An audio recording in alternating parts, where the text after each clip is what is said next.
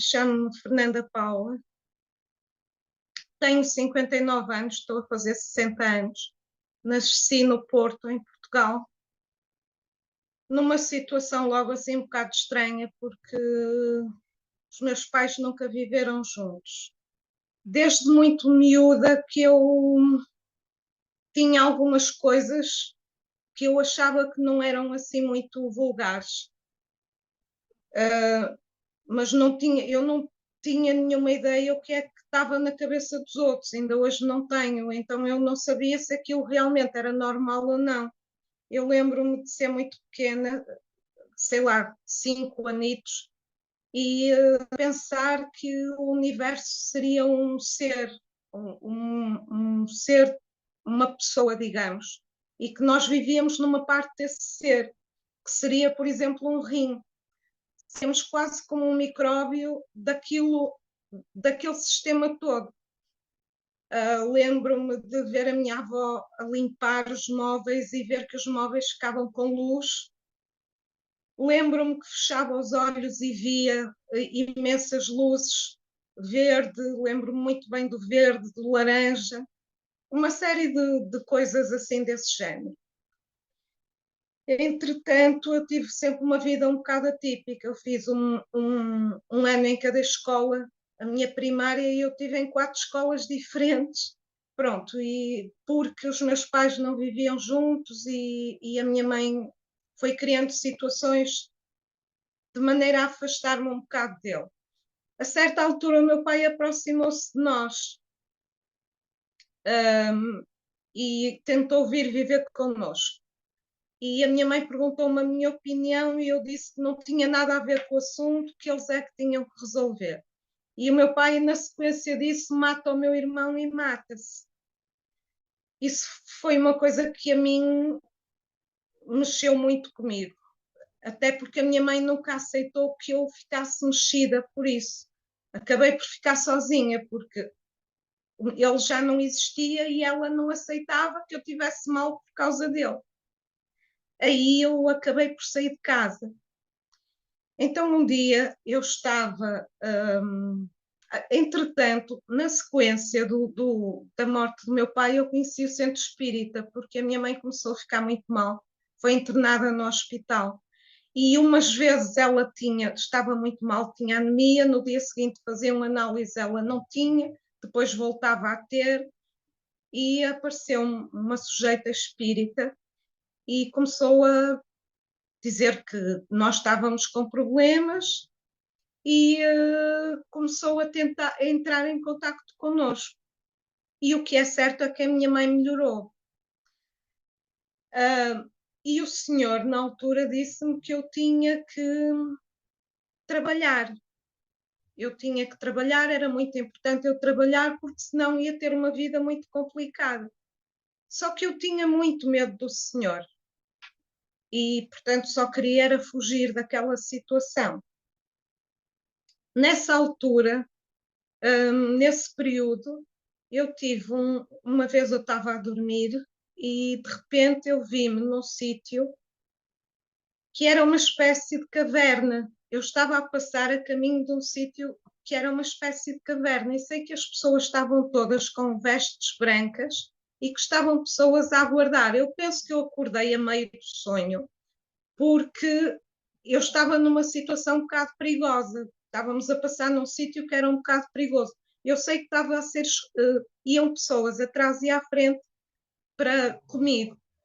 E então eu cheguei lá e fui contar todas aquelas informações que ele me ia dando do centro espírita, tudo aquilo que ele me passava de informação, e eu fui passar para essas pessoas. E, e eu fiz esse trabalho e acordei no outro dia fantasticamente bem, com uma energia, com uma felicidade, e achei aquilo super estranho. E perguntei ao senhor, depois a esse senhor, que era o senhor Nicolau, que foi quem trouxe o espiritismo para o norte de Portugal na altura, o que é que tinha acontecido, se ele me sabia explicar. E ele disse que, como eu me recusava a trabalhar, que eu estava a fazer trabalhos noturnos.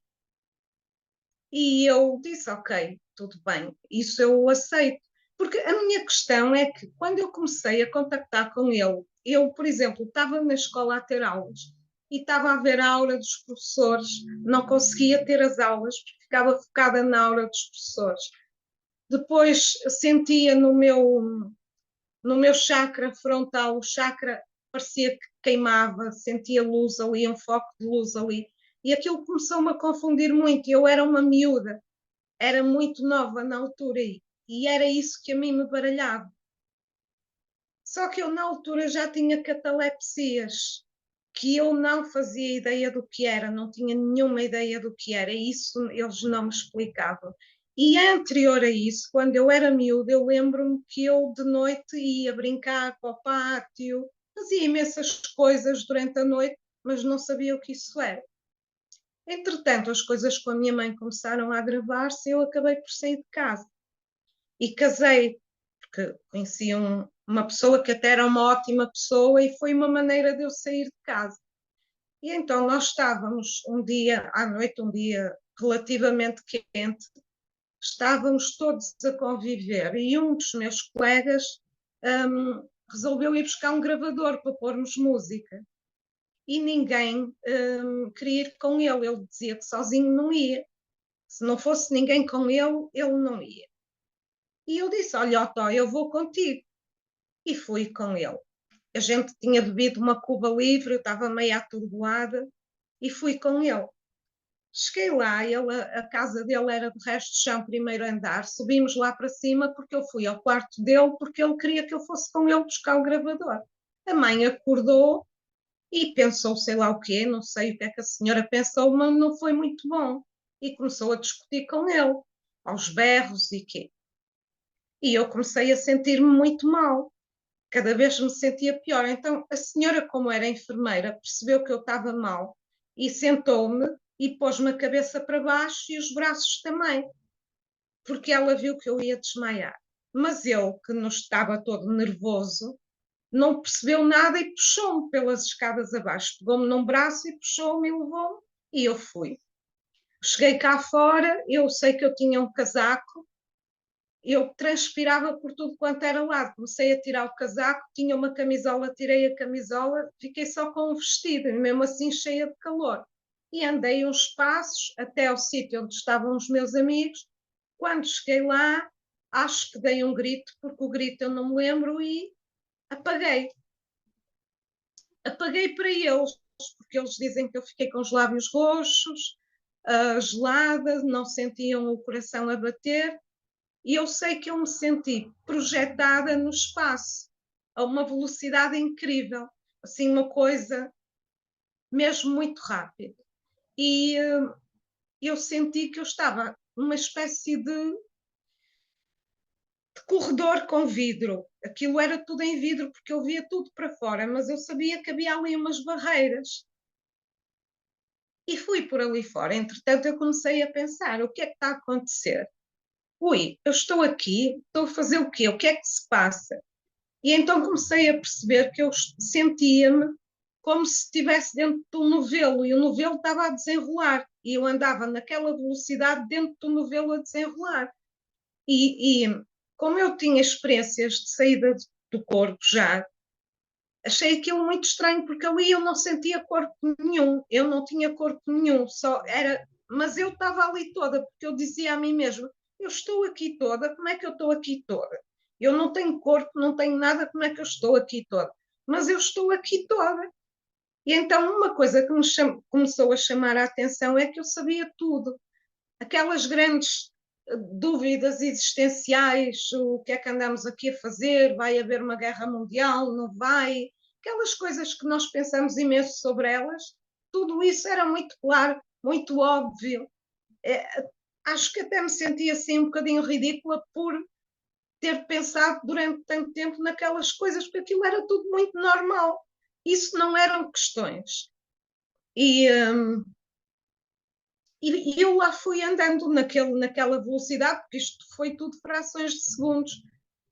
E então eu comecei a perceber que no exterior aqueles pontos de luz que eu via e que primeiro eu pensei serem estrelas, não eram seres, porque eu percebi que quando me aproximava, aqui, cada um tinha uma cor, não eram todos iguais. E então há dois que eu penso ser um verde e outro vermelho, que de repente um diz para o outro: Ah, esta saiu disparada. E eu fiquei até um bocadinho chocada com aquilo. Estão a falar de mim? Que é isto? Ela saiu disparada? Fiquei assim muito surpreendida. Obviamente que isto tudo é por telepatia. Para mim, a telepatia é uma coisa muito normal quando é sonho, quando é. Já nem faço referência a isso porque é muito óbvio a gente falar por telepatia nessa. Nós nos sonhos não falamos, não é? Às vezes não temos a consciência que estamos a comunicar sem falar. Então eu fui indo sempre, eu sabia que lá ao fundo havia um sítio qualquer para onde eu ia, mas não sabia o que é. E comecei-me a questionar. Como eu me comecei a questionar, comecei aos poucos a abrandar. Pelo menos foi a interpretação que eu fiz, de que abrandei porque me comecei a questionar e senti o abrandar, não é? E a certa altura eu tento olhar para trás. Não é olhar virar, é a minha atenção focou-se na parte de trás. Quando eu começo a focar a atenção na parte de trás, eu começo a parar realmente. E depois, de repente, eu começo a vir para trás outra vez e começo a ganhar velocidade, e quando tal eu ganho a velocidade tão grande como foi no sentido inverso, até que acordei. Quando acordei, quando percebi que estava outra vez aqui, comecei a dizer que queria ir embora. Quero ir embora, deixem-me ir embora, porque é que me acordaram e eu quero ir embora. E foi terrível. Uma raiva das pessoas, não queria ver ninguém. Com dores de cabeça, tive pai 3 dias com dores de cabeça, com dores no corpo. Pronto, a coisa foi tão forte, tão forte, tão forte, que eu mudei a minha vida toda.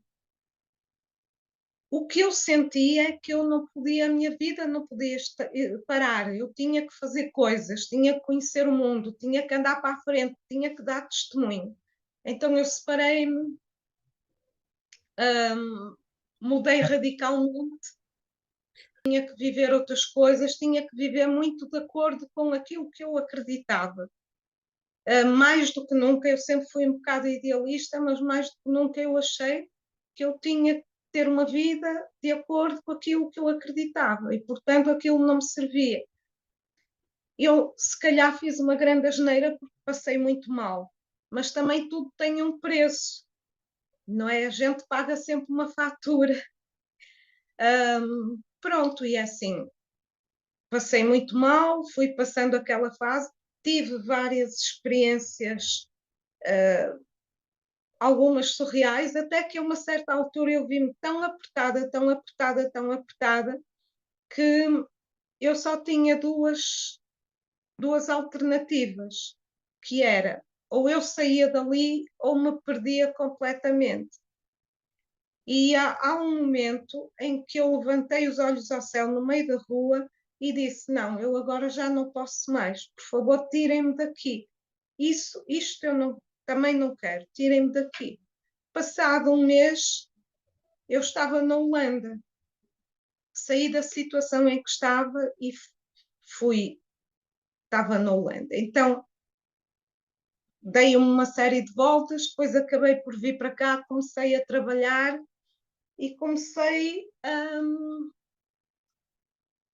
a ter uma atitude um bocado mais consciente, saí daquela ideia de que eu podia levar a verdade ao mundo, porque aquele tempo até ali eu tentei passar sempre a minha mensagem, até que cheguei à conclusão que não valia a pena. As pessoas não queriam ouvir, nem queriam perceber, nem eram iguais a mim, nem tinham experiências idênticas. Pronto, depois eu fui sempre tendo experiências, mas nessa fase não foi uma fase em que eu tivesse muitas experiências. Entretanto, eu tive a minha filha mais velha. E aí a minha filha começou a ter problemas de saúde. Não tinha nada de grave, mas estava sempre doente. Então aí eu comecei a procurar alguma coisa que espiritualmente me explicasse e me ajudasse e me fizesse crescer. Na altura encontrei o Jory Center, estive lá 30 anos. Sei que a garota deixou de ter problemas e eu comecei a aprender muita coisa de espiritualidade e a mexer com energia. Pronto, e aí eu vi aquilo a que nós chamamos milagres. Vi a minha filha precisar de ser operada a uma hérnia e depois já não ser e não ter nada. Comigo também aconteceram uma série de milagres, no sentido de problemas físicos que eu tinha que deixei de ter em mim. Por exemplo, eu tinha problemas de infecções urinárias desde os meus 3 anos e meio. Deixei de ter completamente, até hoje. Mas eu posso lhe dizer que eu e a minha filha mais velha, mais à frente, vimos a minha mãe já cadáver, já arrefecer e tudo. E nós as duas a transmitir energia. A minha mãe voltou, acordou, já foi a pé para a ambulância, que entretanto nós chamamos a ambulância, e viveu mais uns 20 anos. Aliás, a minha mãe teve um cancro grau 4, já a passar para o 5. Os médicos deram-lhe 6 meses de vida e ela durou mais 30 anos. Ela viveu mais 30 anos. Pronto, foram acontecendo muitas coisas. Em relação a isso que aconteceu com a minha mãe, entretanto, muita gente começou a querer receber energia e não sei o quê. Pronto. E eu fui tendo sempre. Uma das coisas, no outro dia perguntou-me se eu notava que depois da experiência quase morte eu tinha tido alguma diferença a nível de mediunidade ou qualquer coisa. Uma das coisas que eu sei que antes nunca tinha sentido e que comecei a sentir depois foi o ouvir. Eu não ouvia. E a partir daí eu comecei a ouvir, mas ouvir assim, eu ouço de duas maneiras. Às vezes ouço mesmo voz concreta, como uma pessoa a falar comigo, e outras vezes ouço só na minha cabeça. Eu acho que a voz concreta deve-lhes fazer usar mais energia. Então, só quando é uma coisa assim mais séria é que eles usam isso. O resto é mais um bocadinho tipo de telepatia, não chega a ser assim uma voz muito. Pronto, e entretanto fui tendo. Pronto, já saltei um bocadinho. Antes disso, eu tive a minha segunda filha. Antes ainda disso, o pai da minha filha mais velha matou-se. E nessa altura eu tive uma série de experiências. Uma delas foi, pois eu precisaria ir bastante atrás. Antes do IKM, quando o meu pai morreu, eu era uma miúda muito virada para a ecologia, foi sempre para nada de fumar, nada de beber, nada. A coisa foi de tal maneira, eu acho que ele ficou tão próximo de mim. Aliás, a única pessoa que ele reconheceu como ligado, que ele se sentisse ligado, fui eu. E eu sentia-o tão forte, tão forte, tão forte, que ele bebia, e eu, depois dele falecer, eu tinha necessidade de ir para o laboratório da escola beber álcool de frasco. Eu sentia um impulso e uma necessidade incrível de beber álcool de frasco. Eu cortei os pulsos, eu sentia-me no fundo do inferno. Eu fui com ele, eu costumo dizer, é a sensação que eu tenho, é que eu fui com ele ao fundo do inferno. Isso é uma das coisas que eu sempre tentei alertar as pessoas à minha volta. É que o suicídio é uma coisa que realmente traz um sofrimento brutal. As pessoas não têm ideia do que é que foi o que aconteceu com ele, acordar do outro lado quando achava que tinha acabado com tudo, é uma coisa mesmo muito complicada. E porque eu acho que não serão todos, mas no caso do meu pai foi a não crença em nada, foi muito o que o deixou ir até aquele ponto. Pronto, e isso foi uma das coisas que também me marcou muito e que ninguém entendia à minha volta, porque eu nem sequer fui batizada, os meus pais não queriam nada com religião, não fui criada num ambiente religioso, não havia qualquer abertura para esse tipo de fenómenos. Então eu era uma coisa um bocado estranha, não é? Não muito aceita. Entretanto, quando eu tenho a minha segunda filha, depois do suicídio, 5 anos depois do suicídio do meu companheiro, eu tive um parto muito, muito, muito mau. Perdi muito, muito sangue. E aí eu tive outra vez uma IQM, só que aí eu não me lembro. Até porque quando me foram anestesiar, eu só quis foi que me pusessem a dormir e eu queria ir e não voltar. E aí, quando eu acordei, eu não estava na enfermaria, eles não me levaram sequer para a enfermaria e fiz uma anestesia geral e, portanto, não via, só ouvia. Então comecei a ouvir eles a dizer: Mas então ela não tinha morrido? Então não foi esta que morreu? E todos muito surpreendidos por eu ter acordado. E aquilo que eu me lembro é que do lado de lá tiveram a falar comigo e disseram que a minha filha que estava a nascer até podia aguentar o facto de eu morrer, mas a minha filha mais velha que não aguentava, porque já tinha perdido o pai e que isso ia ser um desequilíbrio muito grande. E quando eles me disseram isso, eu disse que pela minha filha eu voltava. E foi aí que eu comecei a acordar. Quando eu tenho o meu terceiro filho, eu fiz 3 cesarianas.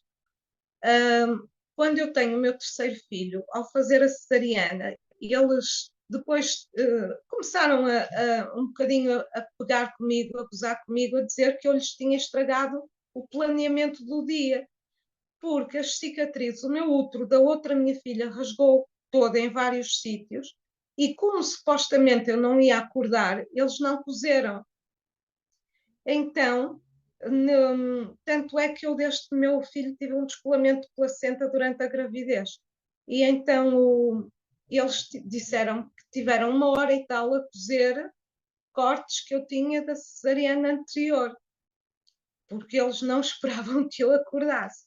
Pronto, e eu depois estive internada 11 dias e lá vim para casa com a garota. O que é que acontece? Eu fiquei cada vez mais sensível. As pessoas, ainda no outro dia, a minha filha disse-me que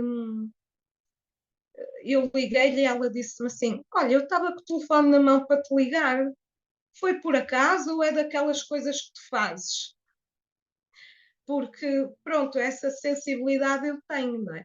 Fui tendo imensas, imensas, imensas experiências. Tive essa da minha mãe, que foi das que nos marcou a todos mais, que ela já tinha aquelas gotas de suor de quando a pessoa falece, já estava com a expressão de, de estar a falecer e, um, e acordou. Era eu de um lado, a minha filha do outro com as mãos e ela acordou. Mas vi muitas, muitas, muitas coisas um, a dormir também. Eu tive uma altura que isso é uma coisa que eu nunca entendi. Eu estive grávida 3 vezes do outro lado. Eu sentia todos os. Portanto, durante um determinado tempo, enquanto eu estava a dormir, eu estava grávida, ao ponto de eu acordar e pôr a mão na barriga, a ver se estava mesmo também deste lado, porque ia crescendo a barriga e tudo. Um dos bebés, eu lembro-me de ter nascido, não sei que tipo de bebé era, mas sei que tive um dos bebés, supostamente noutro plano. Nunca ninguém me conseguiu explicar isso. Sei há muito tempo que tenho do outro lado uma série de amigos, pessoas que eu conheço, com quem me relaciono, que não me identifico aqui deste lado, não tem nada a ver. Sei que uma vez eu sonhei com. Eu estava perto da minha escola e tinha havido qualquer coisa que era um acontecimento a nível mundial e que eu tinha. Aquilo era uma coisa muito complicada, muito difícil, e a referência que eu tinha na altura era da bomba atómica de Hiroshima e Nagasaki. E então eu perguntei, mas é uma bomba nuclear? Disseram não. E então o que é que é? As pessoas têm que pôr álcool nas mãos, têm que pôr álcool e desinfetar as mãos, e depois há uma coisa para ajudar. E então eu comecei a ver-me a mim e a muitas outras pessoas em fila na entrada da escola, portanto, na direção do bufete, como as filas que eu depois vi no Covid. Quando o Covid surgiu, eu de repente lembrei-me dessa história, porque na altura eu achei aquilo uma coisa completamente doida. Desinfetar as mãos com álcool, para quê? E depois, mais tarde, eu percebi que aquele ano em que começa a Covid, para mim é um ano muito marcante, realmente, porque é uma viragem na minha vida muito grande. E pronto, é assim, tenho, por exemplo, uma vez, a minha filha mais velha teve uma meningite. E eu fui para o hospital com ela. Ela acordou e vomitou. E no momento em que ela vomitou, disseram-me: é meningite. E então eu levei-a para o hospital. Ela teve horas, porque eles diziam que ela não tinha nada e eu teimava que ela tinha meningite. Até que a certa altura eles foram fazer punção lombar e a médica chegou cá fora e disse: olha, realmente é. E puxou-me para o canto e disse-me assim: como é que sabia? E eu disse: olha, eu sou assim. E ela disse: realmente ela tem meningite. É uma coisa muito levezinha, mas tem. E eu, pronto, ficamos por ali, não é? Porque eu não lhe poderia explicar, nem ela iria entender. Agora, é Sim, isso. Eu penso que eu continuei sempre a fazer trabalhos noturnos. Eu tenho os ditos trabalhos noturnos que o senhor me dizia lá atrás, o senhor do Centro Espírita. Eu tenho recordações de algumas dessas coisas. Muitas das informações que eu vou tendo vêm nessa sequência. Eu tenho essa memória, trago essa memória. Em relação à meningite da minha filha, disseram-me mesmo, foi mesmo vós. E, portanto, lá está. Eu acho que quando a coisa é mais séria, há mesmo uma voz. Em relação a essa gravidez, isso era nas minhas viagens astrais, e eu sabia que estava grávida do outro lado.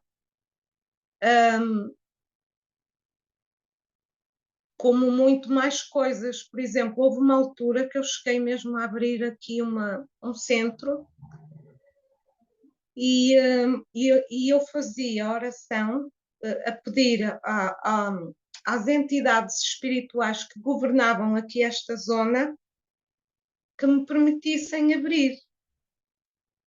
E então eu fui aqui à igreja fazer oração, fui várias vezes, e há um dia em que eu entro na igreja, fica tudo iluminado, eu vejo uma luz e ouço dizerem-me que havia muitas máculas para limpar para ser permitido aquilo.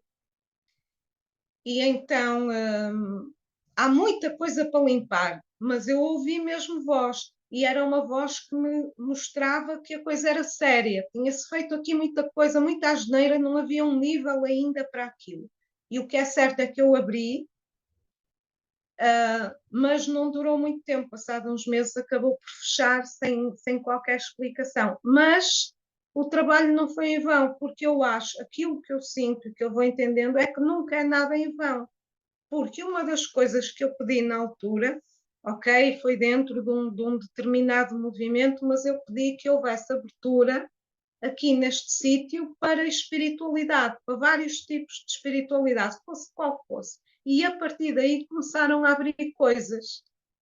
Eu fechei realmente, para mim foi difícil porque eu esforcei-me muito, mas a partir daí houve um enraizamento, digamos, que permitiu uma abertura a nível espiritual para uma série de coisas. Então, de alguma forma, não foi em vão o trabalho. Aliás, acho que nada disto é em vão. Eu acho, mesmo por aquilo que eu vou sentindo, que estamos a viver um momento difícil, sim, mas vem aí uma coisa muito melhor. Eu acho que nós somos como que pequenas centelhas que estão a abrir, às vezes a arrebentar mesmo com portas, de forma a ser possível uma outra civilização, em que a telepatia vai ser realmente uma coisa natural, só faz sentido assim também para mim, porque cada vez a coisa se generaliza mais, digamos. Acho que eu vim muito com o propósito ou com o peso de unir as famílias.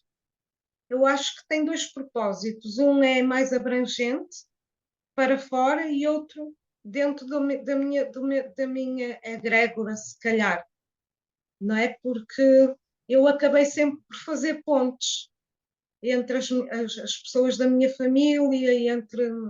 Porque, assim, a minha avó paterna, que era uma senhora da alta sociedade, nunca me quis conhecer. Aliás, os meus pais também supostamente não se casaram por causa disso. E a certa altura eu tenho um sonho em que eu vejo uma criança deitada numa espécie de berço com um mosquiteiro e sinto que tenho atrás de mim uma presença que me diz: a criança está doente, é preciso rezar pela avó. E eu disse: a criança está doente. Eu não gosto de ver crianças doentes, mas eu não sei quem é a avó. A criança está doente, é preciso rezar pela avó. Disse: ok, a criança está doente, mas eu não sei quem é a avó. E disseram Maria Emília Ferreira de Carvalho Osório. E eu disse: eu não me vou lembrar disso do outro lado. É muito grande, eu até disse: é muito grande, eu não me vou lembrar. E eu fiquei assim, Emília, e depois eu lembrei-me que a minha avó materna tinha morrido há pouco tempo e era Emília. E eu disse: ah, Emília, assim já é mais fácil, porque a minha avó também faleceu e também a Emília, e eu assim sou capaz, vou-me lembrar. E pronto, e senti que o ser, fosse quem fosse, ficou mais satisfeito. E eu depois pensei, ok, são duas avós Emílias, então o ser sublinhou, são duas avós Emílias. E depois eu fiquei preocupada e disseram: vai ficar tudo bem. A criança está doente, é preciso rezar pela avó. E eu acordei e pensei: que é isto? Isto, agora o que é isto? O que é que eu faço com isto? Mais um. E fiquei a pensar naquilo, o que era aquilo, o que é que aconteceu. Ainda por cima estava atordoada e comecei a tentar perceber o que é que podia fazer. E algumas pessoas que eu conhecia ligadas à espiritualidade disseram: mas a tua avó não fez nenhum aborto? Eu disse: não, a minha avó materna não fez. Tenho a certeza, porque era uma coisa que ela não achava que se devesse fazer. E, e pronto, e continuei a pensar naquilo, até que de repente, a meio da tarde, eu tenho assim um flash e lembro-me: não, a minha outra avó também era Emília. São duas avós Emílias. Eu fiquei louca com aquilo. Disse: são duas avós Emílias. Eu tenho duas avós Emílias. E então eu fui procurar a minha avó paterna. E insisti, liguei lá para a junta da freguesia dela e acabei por descobrir, depois de muito insistir, uma pessoa que era ligada à minha família e que me disse que conhecia, que se lembrava que ela estava viva, mas que estava muito doente e que estava no lar.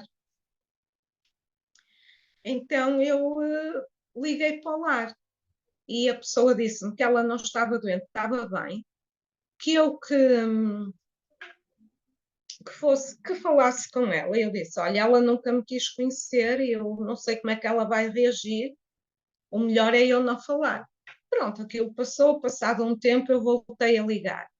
E a pessoa disse-me assim: olha, ela está aqui a passar, eu vou-lhe passar o telefone. Eu disse, mas ela nunca me quis conhecer, eu vou-lhe passar o telefone. E passou. E eu disse, olá, avó, eu sou a filha do Fernando, a senhora não me conhece. E ela disse, não conheço, não. Não conheço, mas gostava de conhecer. Eu fiquei sem palavras. Fiquei completamente pasmada, porque ela no funeral do meu pai, ela fugia, quando via que eu estava por perto, ela fugia, literalmente, não queria aproximar-se sequer de mim. E pronto, e andei ali, começaram-me a cair as lágrimas, eu não sentia nada dentro de mim, eu fiquei completamente vazia, era só as lágrimas a cair. Até que depois ganhei coragem, peguei nos meus filhos e fui lá. Assim, no meio das outras pessoas que estavam lá de idade, eu reconhecia logo. Uh, então estive a falar com ela, ela chorou, disse-me no jeito orgulhoso que ela tinha que achava que tudo tinha sido uma estupidez, que ela que não devia ter feito aquilo, que sempre acompanhou a minha vida, tinha acompanhado a minha vida à distância sempre, que eu passei uma vida muito complicada e depois pediam-me para falar com a minha mãe, pediam-me para eu dizer à minha mãe que estava tudo perdoado. E pronto, eu lá vim, e antes de eu sair eu disse, avó, eu volto. E ela disse-me assim, olha minha filha, eu sei como é a vida, se não voltares eu não vou ficar triste. E pronto, passado 2 meses morreu, nunca mais a vi. Ela estava à espera que eu fosse lá, ela queria fazer limpar isso antes de ir. E eu tinha a função de passar aquilo para a minha mãe, o que foi muito difícil também. Ela falou-me de uma série de coisas e, no fundo, ela foi-me pedindo perdão por tudo o que aconteceu. E, entretanto, depois disso, eu tive várias experiências com essa situação. Porque, como a minha mãe não podia com a minha avó, odiava a minha avó, ao ponto de, quando me queria tratar mal, uma das coisas que ela dizia é que eu era igual à minha avó. Era uma coisa, uma pedra que ela me atirava, era dizer que eu era igual à minha avó. Então, eu não conhecia o sítio onde o meu pai viveu, que ainda é a uns quilómetros. Só fui lá na altura em que ele faleceu, mas foi mesmo de passagem, porque aquilo foi também terrível, porque o meu pai faleceu mal, o meu pai faleceu, a minha avó foi buscar as coisas todas do meu pai, depois a minha mãe foi atrás da minha avó buscar as coisas do meu pai para trazer para cá, pronto. E ela quis, naquela altura, resolver tudo isso. E então, passado um tempo, eu fui lá, porque eu não sabia que ela tinha falecido. Fui lá, e como eu não conhecia o local, eu saí uns quilómetros antes. Fui de comboio com uma das minhas filhas e com o namorado da minha filha e saí uns quilómetros antes. Não tenho ideia, porque eu não conhecia aquele sítio, muito menos o sítio onde eu fui parar. E eu corria por ali fora, tudo o que eu via, para mim era uma coisa fantástica. Eu dizia, o quê?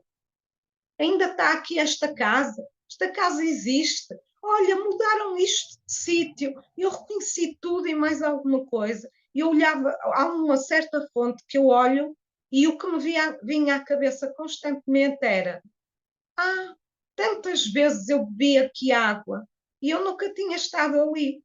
Eu fiz o percurso todo numa euforia, como se eu tivesse vivido ali a minha infância e a reconhecer tudo o que estava ali numa sede de saber o que é que aconteceu à casa A, à casa B, à casa C, quando eu nunca tinha estado ali, ia dentro de mim. E depois eu fui ao, ao senhor da igreja onde supostamente a minha avó estaria, o cemitério onde a minha avó estaria sepultada, porque eu não soube de nada e não sabia que ela tinha falecido. E nós tivemos que pressionar um bocadinho o senhor para ele nos dizer onde é que ela estava. E ele estava com um livro grande, com os registros todos, manuais, dos nomes das pessoas que tinham falecido. Ele olhava, olhava e não via. E de repente eu, do lado de cá do balcão, com o livro ao contrário, portanto virado para ele, de repente saltam umas letras e eu disse, está aqui, é aquele. E ele ficou assim a olhar para mim e depois olhou e disse, é este. E imagino como é que está uma pessoa assim com um livro, não consegue ver, e eu do outro lado do balcão, que até nem vejo muito bem que use óculos, com o livro ao contrário, eu vejo as letras daquele, só daquele nome. E pronto, e depois fomos à campa e entretanto eu fiz para a minha avó, depois disso tudo, eu fiz para a minha avó uma cerimónia, uma espécie de cerimónia de assentamento. Pronto, digamos que é um mimo que a gente dá à pessoa que partiu. E nessa noite, de madrugada, eu senti um amor, uma coisa, não é deste mundo, uma coisa maravilhosa, uma harmonia, uma felicidade, uma coisa fantástica que eu não consigo explicar, que também existe, mas que também faz das pessoas que conseguem ter esse tipo de sensações um bocadinho deslocadas, porque depois as sensações daqui são pouco para aquilo que a pessoa sente neste tipo de estados. E isso foi uma coisa maravilhosa, inesquecível, fantástica, não sei como é que hei de denominar sequer, porque era um nível, um grau de amor que não tem explicação. Acho que estar aqui, na maior parte das vezes, é voluntário. Nós sabemos o que vimos cá fazer, só que aqui não podemos ter memória disso. No entanto, vamos tendo pistas. Mas aquilo que eu mais entendo é maturidade, ganharmos maturidade. Só poderemos vivenciar esse amor, essas sensações tão boas, a partir de um determinado grau. Como, pronto, eu tenho muito a teoria da escola, não é? Se a pessoa consegue fazer um determinado curso, depois vai ter os seus benefícios. Não sei muito mais que isso. Sei, ultimamente eu costumo dizer às vezes quando me perguntam sobre isso, que é se Deus existe ou não, eu costumo dizer que a questão é tão. Portanto, a nossa visão é tão limitada, que eu não penso muito em Deus, penso mais nas coisas pragmáticas, naquilo que eu posso ir vendo aqui, porque isso eu consigo chegar e a Deus não, portanto deixa lá estar, que não me meto nisso. Agora, essa questão é a grande questão, eu acho. Mas acho que estamos aqui voluntariamente e que sabemos muito bem porque é que para cá vimos.